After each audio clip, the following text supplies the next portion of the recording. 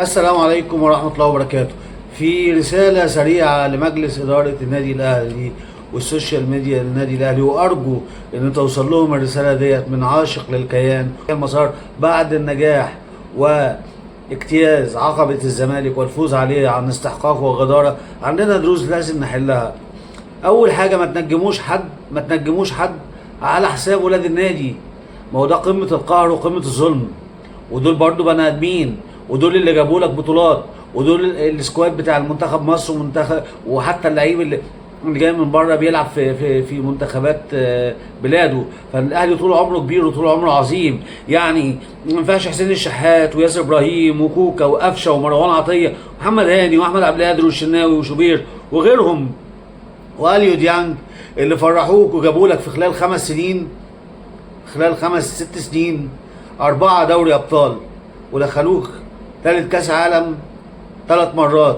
ما ينفعش الناس دي تتركن على جنب عشان جبت لعيبه بمبالغ كبيره فتنجموهم. لو لمس لمسه نقول له الله عليه، لو اتعوج عوجه نقول له ايه الجمال دوت، لو شاط شوطه في العارضه نقول ايه الابداع دوت، لو رقص لاعب يبقى اللعيب اللي ما حصلش اللي مالوش. يبقى بنقلد الزمالك كده لما اتغلب في نهائي القرن امام الاهلي، وكان الصدمه وكارثه بالنسبه لهم، وفي الاخر يقول لك بس شفت نجوم شيكابالا بالبطولات كلها. احنا ما عندناش نجوم ان احنا نخليها فوق النادي وفوق الفريق، فدي جديده على الاهلي.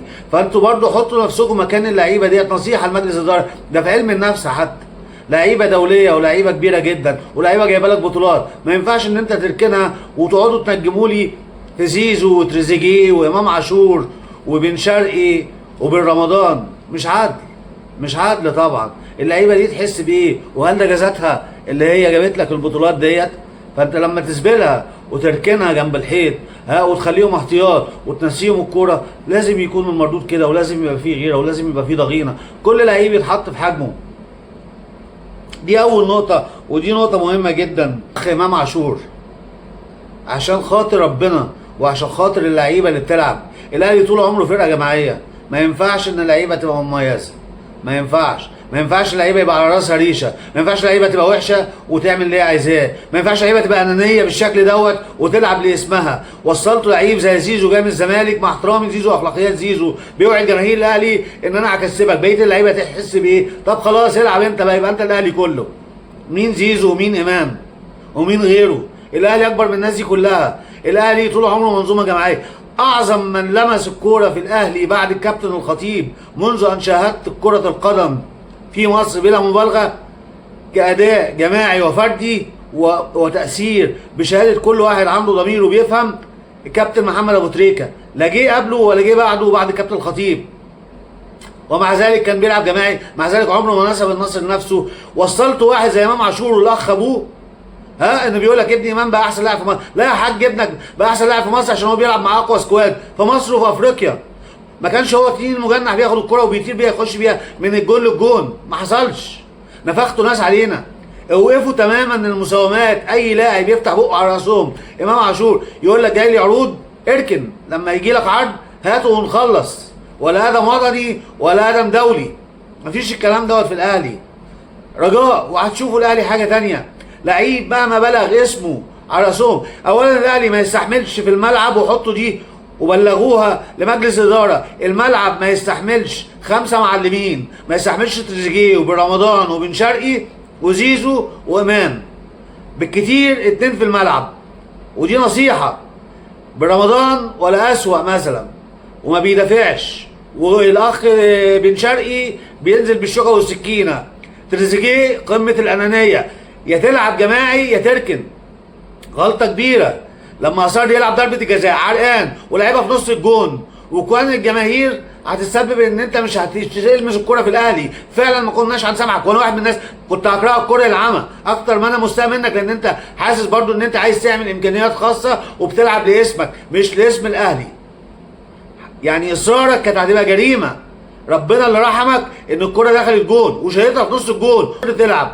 وغلطه الكابتن عماد نحاس ان يسيبك تلعب. لا مش هتلعبها، لا مش هتلعبها. ده الاهلي يا جدعان، عيب عيب. فدي لازم نشوف لها حل، دي لازم تتوقف. وصدقوني الاهلي هيبقى في مكان تاني.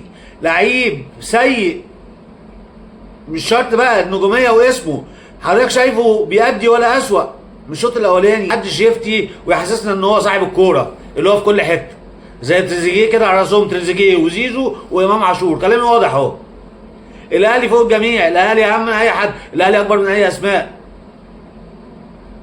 اتمنى ان الكلام دوت يوصل لمجلس اداره، والف مبروك للاهلي. وانتوا رحمتونا من هيصه وضجيج. انا عايز اقول لكم على سيناريو كده، لو كان الزمالك دوت كسب الماتش دوت كنا هنسمع صويت وعويل واوضه اللبس واكتسحوا الاهلي وافترس الاهلي. وبص عظمه لما الكابتن حسين لبيب نزل بيان بيشكر فيه الزمالك مجرد ان هو اعتلى الدوري واحنا لسه في اول الدوري. تخيلوا لو كان كسب الاهلي كان ايه اللي حصل. انا متخيل الصحافه الزملكاويه والامينين الزملكاويين على راسهم ميدو وبيدو وخالد الغندور والاخ عفيفي وغيرهم، واسلام صادق ورضا عبد العال. كان هيقول لك ايه؟ كانت هتلاقي المانشيتات بقى يانيك فيريرا الثعلب اللي هو جون ادوار الاسطوره التي لم يجد بها الزمن، مصري بفكر اوروبي وبيؤدي وبينفذ وبيقود الكره في الزمالك، ولا اعظم ولا اروع. حسام عبد المجيد بقى كان هيبقى احسن باك في مصر. ناصر ماهر كان هيبقى احرف لعيب في قاره افريقيا. الجناح البرازيلي ب50 زيزو، ب70 زيزو، ب80 زيزو، وكان هيتقال فيه ما في الخمر. بن طيب بقى وغيره ودونجا. مين معايا يقول ان دونجا احسن لاعب وسط في افريقيا وفي المجره كلها؟ ما كناش هنخلص. فالحمد لله ان احنا خلصنا من الوش والصداع والكارثه اللي كانت هتحصل من اعلام وجمهور الزمالك بفوزنا على الزمالك. مليون مبروك. واتمنى ان الروجيتا ديت تبلغ لمجلس اداره ويسمعوها كويس، والسوشيال ميديا ما يقعدش يطبل لكام لعيب ويسيب بقيه الفريق، لانهم في الاخر هم بني ادمين. ياسر ابراهيم وغيره واحمد عبد القادر وقفشه ومروان والشناوي، الناس دي اللي جايبه لك بطولات في اخر 5 6 سنين، مش الاخ امام عاشور ولا الاخ زيزو مع احترامي ليهم ولا الاخ تريزيجيه، عشان الناس دي الزبل تتركن على جنب وتكبروا لي الناس دي. استقيموا ويرحمكم الله. الاهلي فوق الجميع، والاهلي اهم من اي حد، والاهلي طول عمره ما فيهوش معلمين.